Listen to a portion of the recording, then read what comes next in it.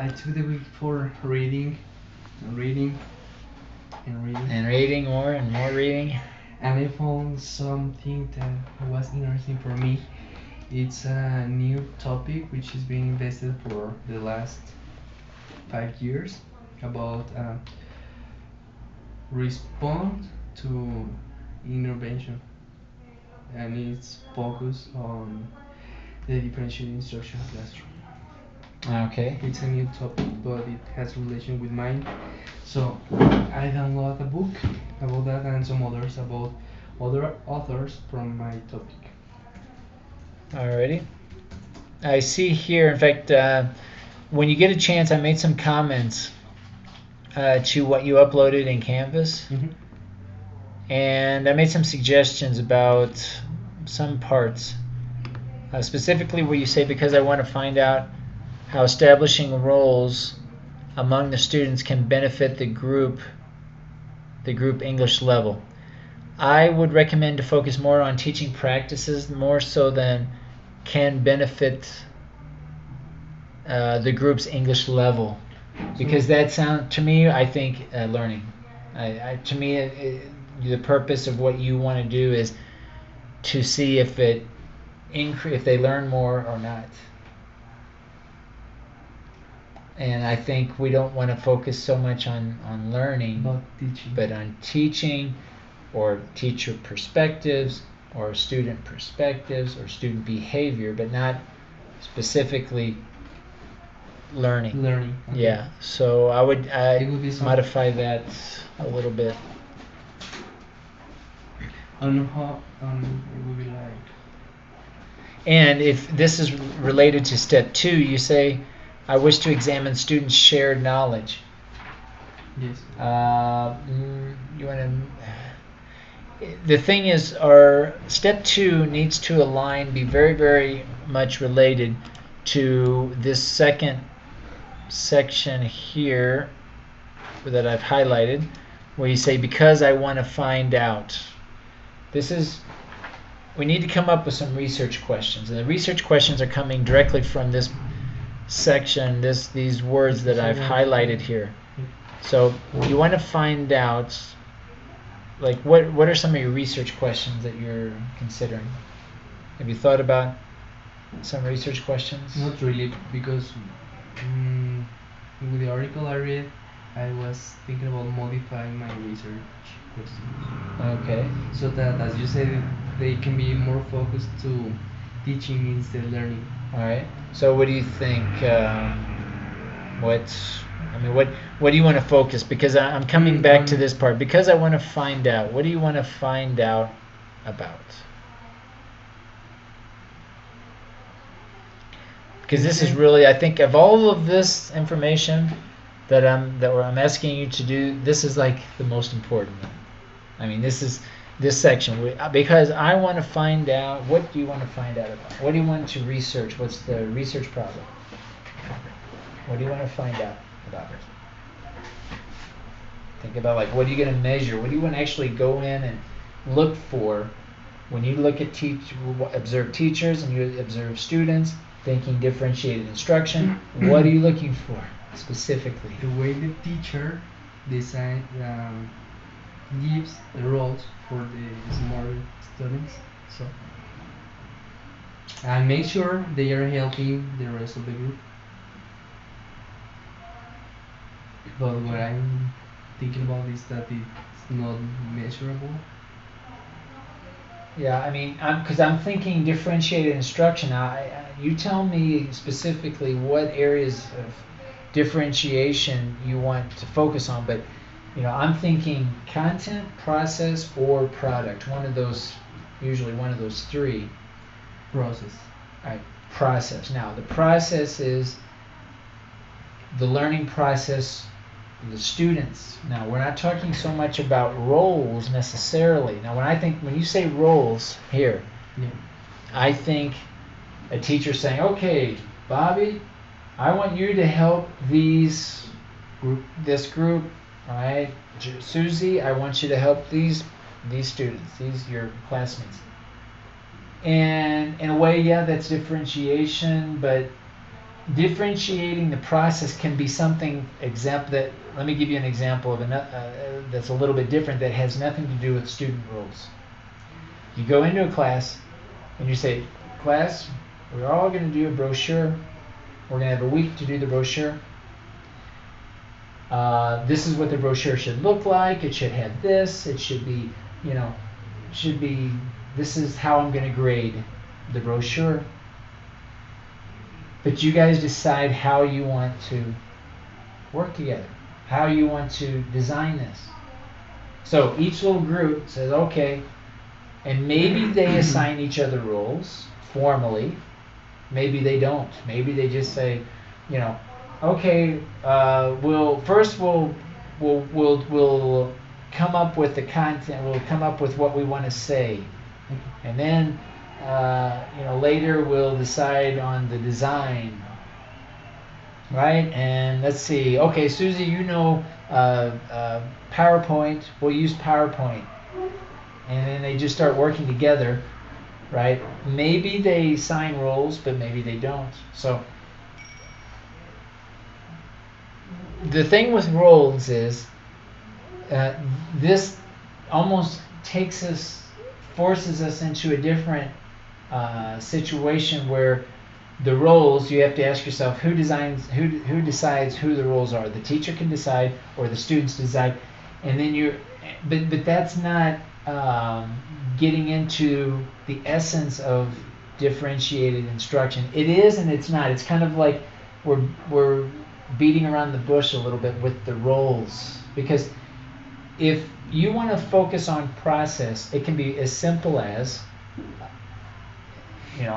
having teachers say that everybody does a brochure, but you guys decide how you want to do it, and then you observe one group or two groups say, okay, this group did it this way, this group did it this way, and then you talk about how they did it similarly or differently, coming up with the same product, which is not differentiation, but the process, the way they work together, the way they arrived to the same product is different. So now maybe roles comes into it. Okay, maybe roles, they say, okay, maybe the teacher assigns the roles, I don't know. But don't get too caught up in saying, okay, it's only about roles. I mean, roles might be one part of it, but there's other aspects that you can think about, and so that's what I'm at now. You have to also think about finding teachers that do that. Finding teachers that say, okay, everybody does the same product, but you can all work different, however you want. Now, I don't know how common that is. Okay. Yesterday I was talking to the other teacher who works in the same school with me, and she told me that last week she divided the group into 4 groups, and they were talking about tongue twisters. And she presented the vocabulary, and the tongue twister contained the same vocabulary, and so she gave the words, but isolated words, and they had to place the words correctly, and they all memorized a part of the whole tongue twister, and then they say it aloud. And maybe that was like differentiate the process about how they did it, the way they divide the words, and how they present it by their groups. Okay, right. And that's what I was going to say. The process can be something like a task, or it can be an activity. Right? It doesn't have to be. In fact, it would be better to focus on an activity. That way you can see various examples. Because if you focus on a task, it gets, might be a little bit. Then you talk about task-based learning. But yeah, I mean, that's an example. That's. However, most of the teachers I have talked to are focused on task-based method, so they have what they have to reach per class. Okay, well, yeah, it can be a task-based or it can be activity-based, but the idea is the same. It's the process, and what you just mentioned is an example where that you can research. You can research how the teacher plans for that, how he or she implements it. Can I have We're recording this. Okay. Oh, do you need? But did you want Pen, pencil, pen? pencil, pen or pencil? pencil. Okay. Thanks. Uh-huh. Yes. So, going back to our step one, because I want to find out. Yeah. What do you think? How can you word this section? I want to find out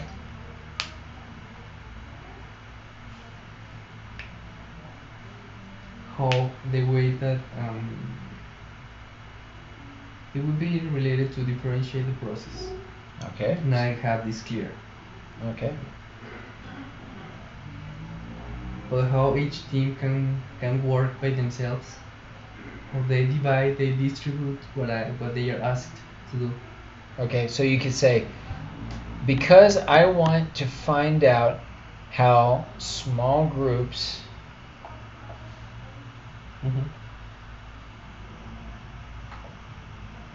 Can reach. how small groups, yeah, work toward. I mean, there's a lot of ways you can say it. Work towards the same product, but work differently. Work differently to achieve the same results. You might mention the teacher, because I want to find out how the teacher Differentiate the process about small groups working to the same product to achieve the same objective. Yeah, something like that. Yeah, I mean that's the idea. That's the idea. Yeah. Okay. Now the second step, I wish to examine. What do you wish to examine?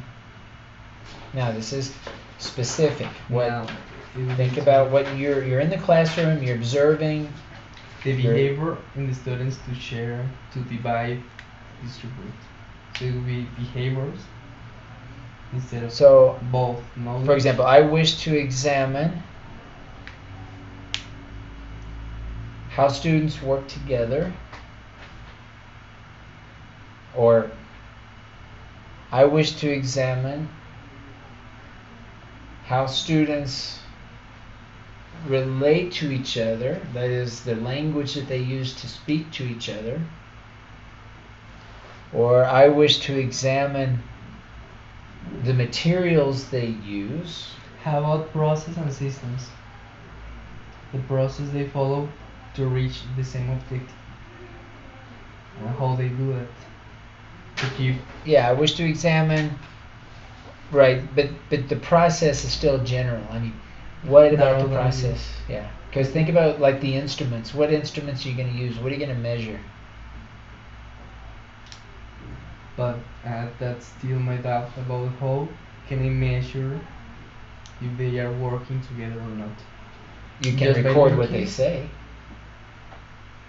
For one, I mean, one is you can record what they say and hear the language that they use to designate, who's going to do what, if that's part of it, or just simply how they're going to work together. But through the language that they use to talk to each other, you can analyze, and that is one indicator how they come up with this process, this learning process, no? Yep. Well, one more time more. I will be rather focused on teaching process instead of learning. But we're not talking about learning. We're just talking about talking. I mean, relating, relationships. Saying, you can, and you're going to be saying, okay, this one student, and this is where the roles might come in.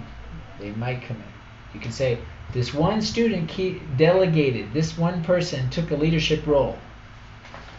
And maybe you make a point, maybe the teacher didn't say anything, maybe the teacher did, who knows. If the teacher did, okay, the teacher said this person, but you're analyzing this. So you're looking at the language that they use to determine the roles that they take. Some are probably going to take a leadership role, some are going to be more passive. Mm-hmm. And but maybe that's another part of your analysis is the. So it will not be acceptable or good for my thesis to have like the leader, like the role of the leader, and then A, B, and C, some other roles that they choose or they can think of one. I as mean, a I leader. would. Well, because when you say it like that, then we have to think about the theory. So what are you going to include? You know, that's fine. If you want, you're talking about if the students themselves designate their own roles. Yes. Okay. If I ask them to do, then they will do that. If Or you, if not, who's you? well, the teacher. Okay. If the teacher asks the students, that's just part of your analysis. That's. It would be one option. So I mean, yeah. You're looking at one is recording the groups, analyzing what they say to each other. You're also going to be recording the class and seeing how the teacher sets up this activity. So that's another part is the discourse. The teacher's going to say something and you're going to measure and the language. What does the teacher say? Does the teacher designate the roles? Or not even just the roles, but the process. Does the teacher just say, do whatever you want? You just have to do you have this to product. at the end of the class this and that's it. Or you have to do some sort of activity. That's part of your analysis. We don't know what's going to happen. That's part of. That's what you're going to find out. But so you know. It's just an option. Yeah. Of what could happen. It could during happen. the class. Yeah. Okay. All right. So basically, you're going to measure student interaction and teacher-student discourse or language. I think that's the main thing you're going to be examining. Nothing about behaviors of them. Well, behaviors is general, but you can, the language is the behavior. No, I mean what they say is the type of behavior. So I would rather be a little bit more specific. So you're thinking in terms of, okay, I need to measure what they say to each other. How they interact. Yeah, what they say to each other, I would just say. I mean, you can observe how they interact, but what are you measuring? Okay, it's hard to. You could say, well, they're always talking to each other, but that's general. I mean, so what my point is, record what they say, and you want to know how they interact, what they say to each other. Right, and if one person doesn't participate, okay, you measure that language and say, okay, this person didn't say anything.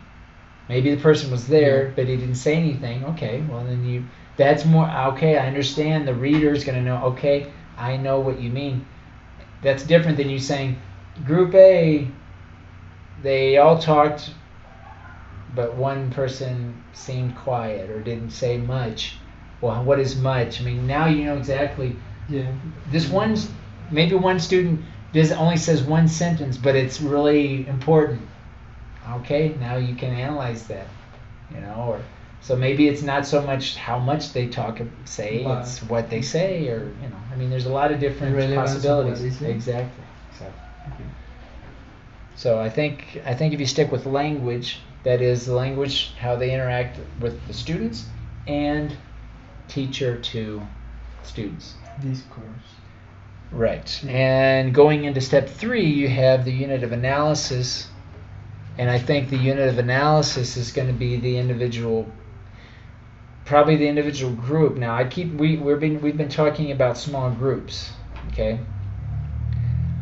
If the teacher differentiates the process by just saying, everybody do it however you want, now that's different, and you're going to be that changes the unit of analysis. So my recommendation would be for you to decide, first of all, what you want to observe. Do you want to observe group behavior or individual behavior? Okay, this is the unit of analysis. It will be like individual behavior within a group. Okay, I mean, if you do a group, it's individual behavior. Yeah, I look at it as the group is the interaction within the group, and they're all individuals, but they're all interacting with each other. So I'm just going to call that group behavior. And then the other option is individual behavior. So imagine that the teacher doesn't say, okay, this is an individual activity. You can't work with a partner. But you can work however you want. You can do this one product, this one activity, but you decide how you want to do it. I mean, it's another option. That's another way of differentiating instruction that is not group behavior. And what I'm recommending or suggesting for you is for you to determine now if you want to focus on group behavior or individual behavior, thinking about who you're going to be observing and what's more common, what's more practical, what's easier to find, and focus on that only. I think in groups. Okay. Most of the activities that need to be carried out that has a certain complexity level are asked to complete in groups. All right, so in step 3, the unit of analysis is at the group level. Now you may say groups, small groups, to indicate groups of 3 to 5 or something like that.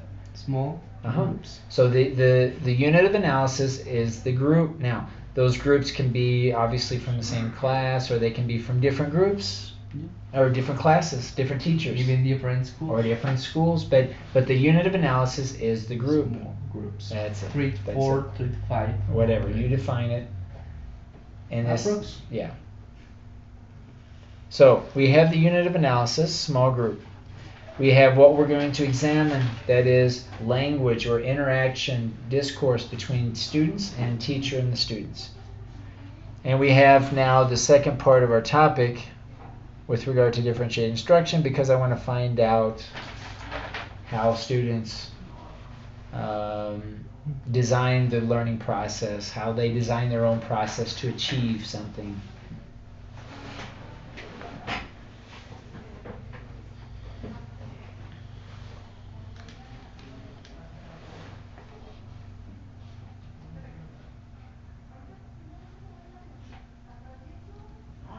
Okay, now the next step is to come up with the research questions. The research questions we're going to get directly from this part that I'm highlighting here, because I want to find out how students modify their own or adapt their own process, adapt their own learning process. We need to come up with 2 to 4 good research questions that focus on that concept, hopefully that also relate to some other research that you've already found, hopefully. More or less. Yes. Okay, this is, I mean, that's the idea.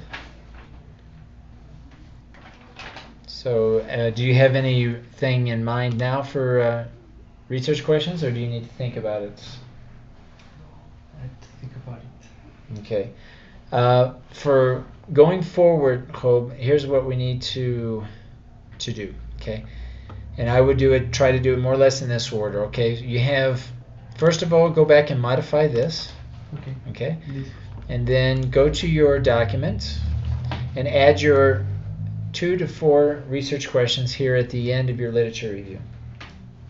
In this part.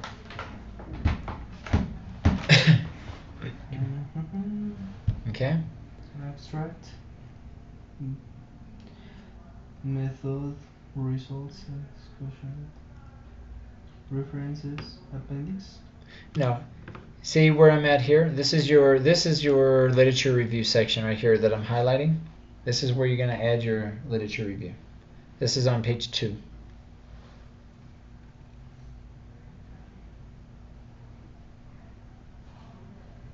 Yep. See? Now your research questions are going to be added here at the bottom. Okay. Okay. And at this point, just add your 2 to 4 research questions. You don't have to add a paragraph. Just so you have these questions clear. More or less 3 to 4. I would say anywhere from 2 to 4, more or less.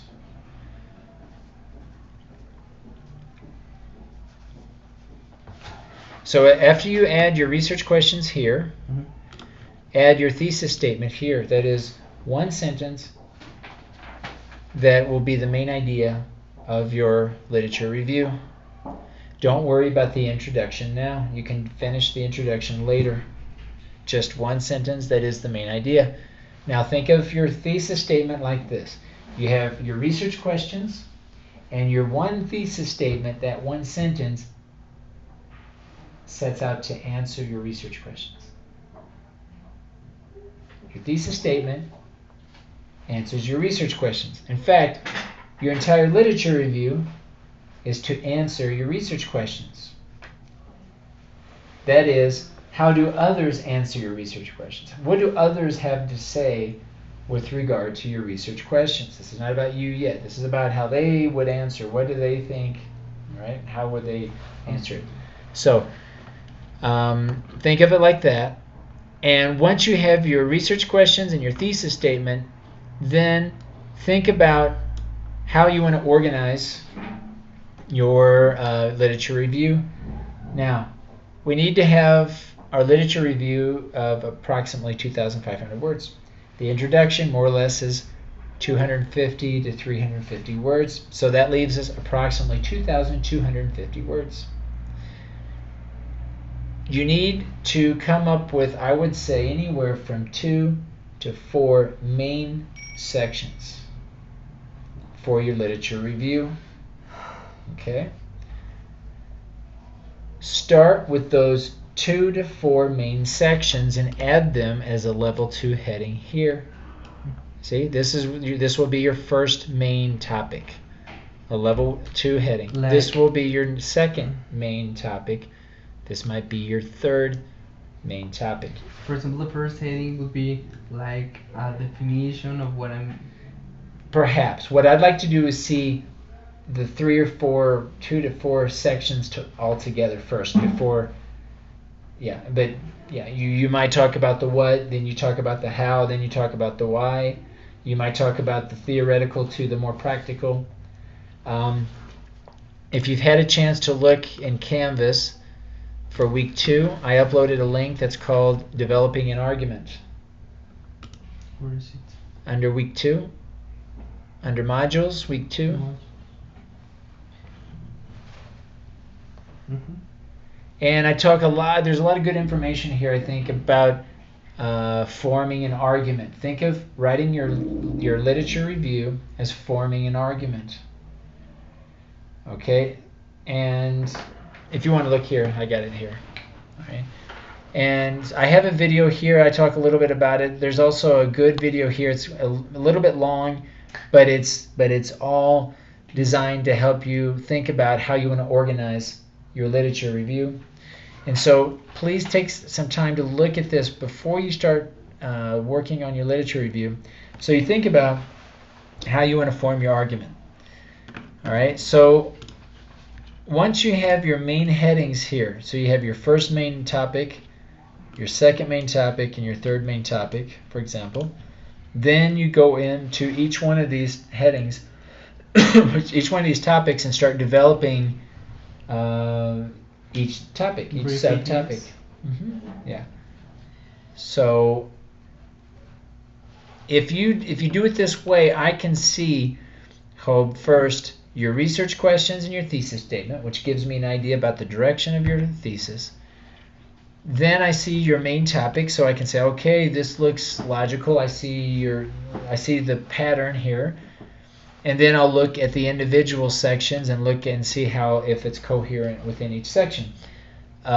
This will help me as we work together the next 2 weeks, because we have 2 weeks to finish the literature review. We have until February 28th. But I will be able to look in here as you progress next week to give you feedback on structure, on organization, right? So there aren't many changes at the end, hopefully, right? The idea is we can kind of direct the organization from the beginning.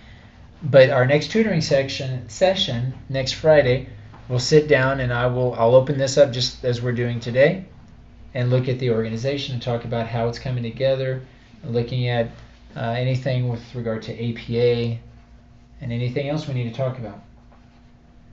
But if you are writing next week and you're not sure about something or have a doubt about the organization, send me an email in Canvas, right? And I'll look at it. You don't have to let me know that you're advancing unless you have a specific question. I'm not going to look at it or make any changes until our next tutoring session unless you have a doubt or you want me to make a comment and you send me an email, then I'll be more than happy to look at it and make comments. But I'm not going to really, don't worry that it's not pretty or organized. Just if you work in this way, I think it'll be easier, because if you have your research questions and thesis statement there first, always refer back to that thesis statement. Every day that you add a little bit more, the first thing you need to do is ask yourself, okay, what's the thesis statement? What's the main idea? What are my research questions? Okay. And just constantly remind yourself what the main idea is when you start developing this section. That's why I'm asking that you write this out first, and that you refer to it each time that you contribute to the literature review, so you stay on topic. That's the point, that you stay on topic. Okay, so first I will correct my steps that far. Yes, first thing is here. Oops. Yeah, and I've got more ideas, and then the thesis statement, the research question, the thesis statement, then the main sections, and at the end try to develop brief ideas for each. Yeah, I mean, you're developing more than brief ideas. You're actually now going to start writing out paragraphs that follow a logical pattern for each of these sections. Okay? Yeah. All right, so let's start with that, and we'll see what you have for next week, and just plan your time, accordingly. Yeah. Try to do a little bit each day. Try to upload as much as possible here to this document, so you don't lose it. You don't have to worry about files and losing, or viruses, or losing data. Yeah, all that fun stuff. Happens. I know. But if you work here, you won't have that problem. It's less likely. So. All right, Hope. Last question. Yes. How do I get the recordings? Okay, to get the recordings from Canvas, go to Discussions. Mm-hmm. And there should be a pinned discussion section, but you want to look for this one that says Thesis Seminar Tutoring Sessions. Now from here, there's a playlist, because all of the videos that I upload are in this playlist. So to go to your own particular one, you click Playlist, and you can scroll down and find your own video. Obviously, you can listen to any of these videos, but if you want to go to your own video, you go down here. Let's see if I can find your from week 2. Did I miss it? On Friday.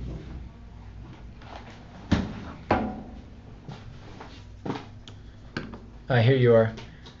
This is your video from last week, and you can go directly to that. The one that we're doing a recording today should be available this afternoon or first thing in the morning. It takes, but is it available for downloading? Yes, all the videos you can download. Okay. Mm-hmm. And also, all of the weekly, every week I do a roundup or a review for everybody, that I kind of talk to everybody about what I'm seeing and giving suggestions. Always check these announcements. These announcements are for everybody. And I have a lot of announcements so far, and I'm going to have more announcements for the entire semester. Always check these announcements. It's very important. And so if you haven't had a chance to look at them, most of them are pretty short. In fact, they're just a few minutes, but it's about things that I think are important as I get information talking to everybody. All right. So check in announcements and check in discussions. Okay. All right. This is yours. Get it? Thank you very much. All right. Have a good weekend. We'll see you next week.